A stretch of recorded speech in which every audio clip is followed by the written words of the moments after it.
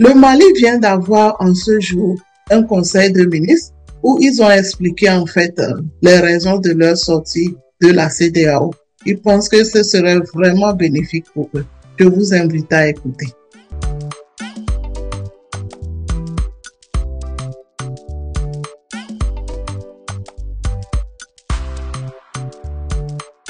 La CEDEAO est progressivement devenue une menace pour nos pays. Elle est instrumentalisée contre les institutions de nos pays, contre nos États, contre nos populations, avec l'imposition de mesures coercitives qui ont un impact sur nos populations et même des menaces d'intervention militaire contre nos pays pour une organisation que nous-mêmes nous avons créée. Et par rapport à cela, aujourd'hui, nos chefs d'État ont pris une décision qui est une décision de survie dans l'intérêt supérieur de nos pays parce qu'aujourd'hui, la CEDEAO œuvre dans un sens contraire aux trois principes qui ont été définis par son Excellence le colonel Assimi Goïta, président de la transition, chef de l'État, le respect de la souveraineté du Mali, le respect des choix stratégiques et des choix de partenaires du Mali et la défense des intérêts vitaux des Maliens. Aujourd'hui, la CEDEAO est devenue un instrument entre les mains de certaines puissances extérieures qui l'utilisent comme une arme contre nos pays qui avons souverainement cédé partie de notre souveraineté pour réaliser l'unité africaine. Donc il fallait arrêter ces actes de déstabilisation, de menace, parce que nous sommes et nous devons être une communauté, mais malheureusement, la CEDEAO n'incarne plus cet idéal panafricain et nos pays doivent assumer leurs responsabilités et travailler dans le sens de l'intérêt de nos pays.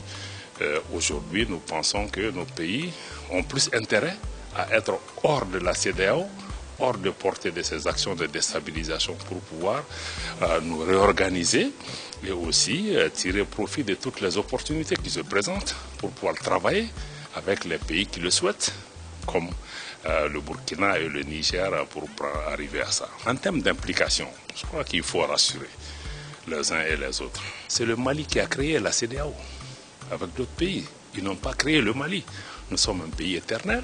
Nous avons existé avant la CEDEAO et les autres organisations et nous allons continuer notre cheminement en dehors de ces organisations. Il peut se poser des défis, des éléments ici et là.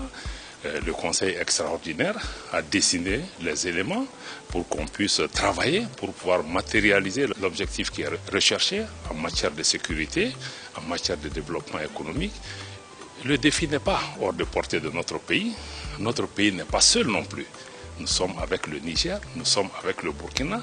Nous avons mis en place l'Alliance des États du Sahel qui va travailler pour renforcer la coopération politique entre nos pays, pour renforcer le développement économique, pour assurer la sécurité. Donc, nous avons aussi une offre, une réponse en tout cas géopolitique et géostratégique pour pouvoir avancer.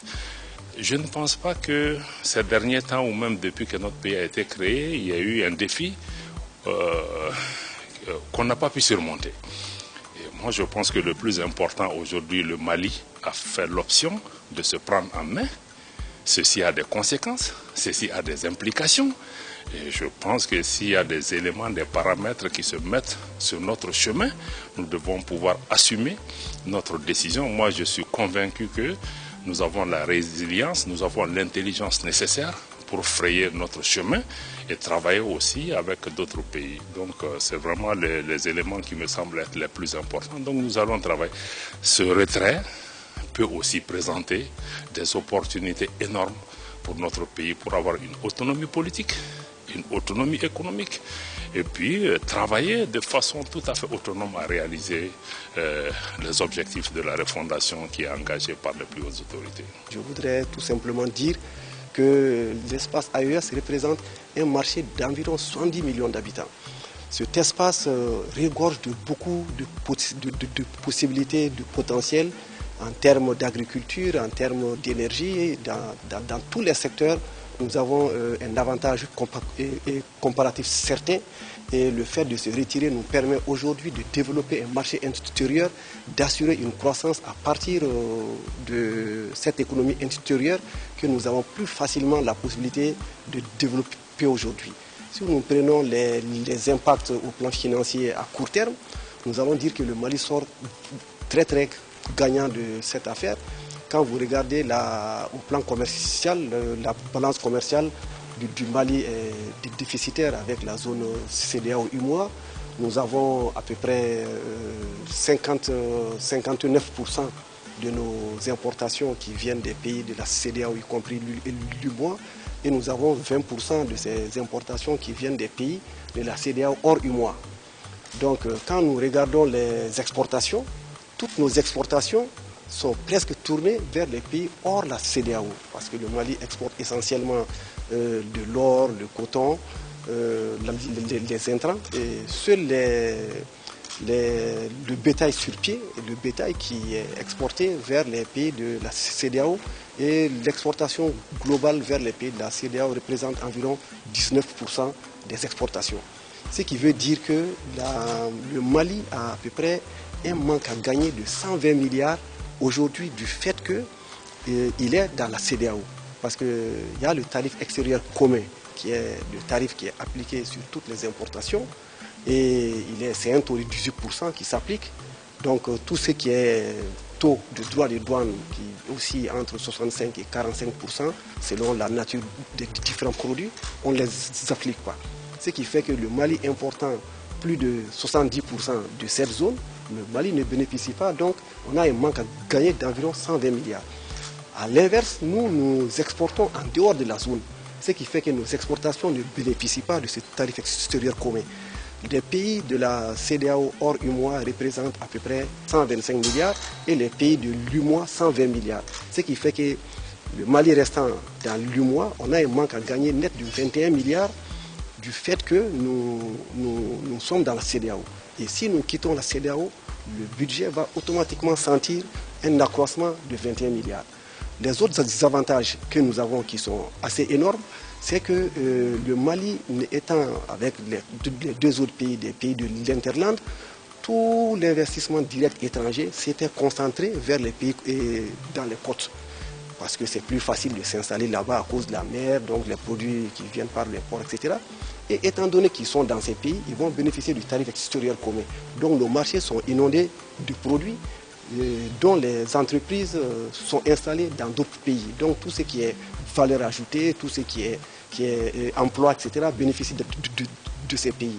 En ayant notre propre tarif à appliquer aujourd'hui, l'investissement direct va être plus tourné vers nos pays. Donc il y a certainement un marché important que nous constituons pour ces investissements directs qui ne seront plus orientés vers ces côtes, mais plutôt vers nos pays.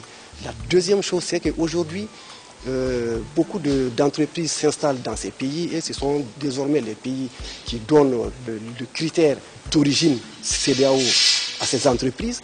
Parce que normalement, il y a un taux qui est défini. Il faut qu'un certain nombre de valeurs ajoutées soient réalisées dans ces pays pour que l'entreprise-là ait le label origine CEDEAO et qu'il puisse bénéficier du tarif extérieur commun.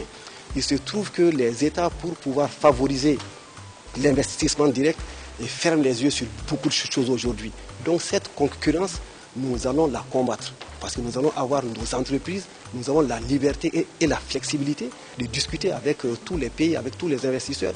Et nous avons la latitude aujourd'hui de protéger nos entreprises, de les accompagner pour que nous puissions avoir une production locale plus importante, tout ce qui va impliquer l'emploi, etc., etc. Donc je pense que le Mali sort vraiment gagnant en termes d'opportunités et nous sommes en train de mettre tout en œuvre pour saisir ces opportunités et de les rendre une réalité chez nous. En tout cas, nous avons vu des situations plus compliquées que ça qui constituaient la période de janvier 2022 à juin 2022 qui était l'embargo de l'UEMOA avec toutes les conséquences financières que cela comportait. Le Mali s'est montré résilient, nous avons pu être imaginatifs, créatifs et nous avons même eu une croissance importante à cette période.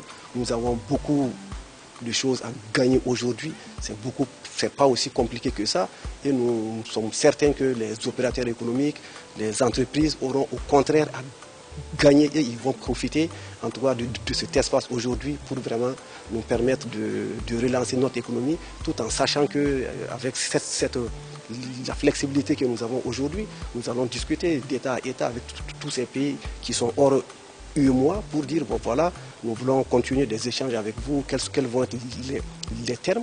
Nous avons la liberté d'assurer tout en protégeant les entreprises. Je pense que en tout cas, les gens peuvent être assurés et que dans tous les cas, le gouvernement a mis en place une commission interministérielle qui va se charger donc de veiller et de surveiller tous les marchés, tous les indicateurs pour pouvoir s'ajuster chaque fois que cela sera nécessaire.